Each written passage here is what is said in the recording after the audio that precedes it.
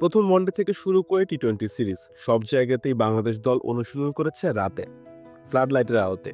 পালেকেল্লে কিংবা ডাম্বুলা সব জায়গাতেই আছে রাতে ফ্লাড লাইটের আলোতে অনুশীলন করার দারুণ ব্যবস্থা। এত আয়োজন দেখে ডাগআউটে বসে আক্ষেপ করছিলেন বাংলাদেশের এক তরুণ ক্রিকেটার। বলছিলেন, আমরা এই সুযোগ চট্টগ্রামে গিয়ে পাই না। সকালে সেশনে প্র্যাকটিস হয়, সকালে বৃষ্টি হলে সেটাও মিস, রাতে অনুশীলনের সুযোগ থাকলে সেটা আর মিস হতো না।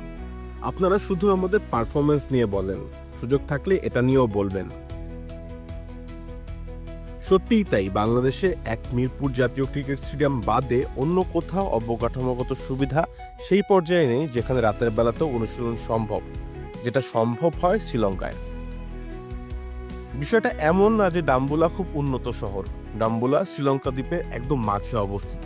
শহরটা একেবারেই ছোট, নেহায়েতি এক মফস্বল শহর।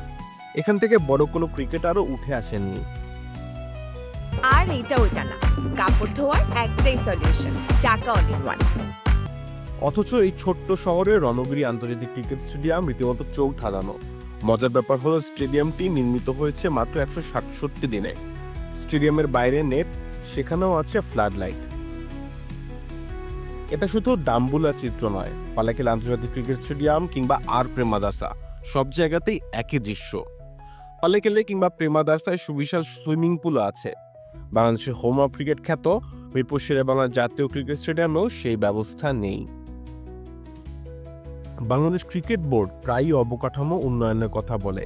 মিরপুরের সুইমিং পুল, খেলোয়াড়দের আধুনিক বাসস্থানের আশ্বাস দেওয়া হয়, কিন্তু কাগজে কলমে সেটা পাওয়া যায় না।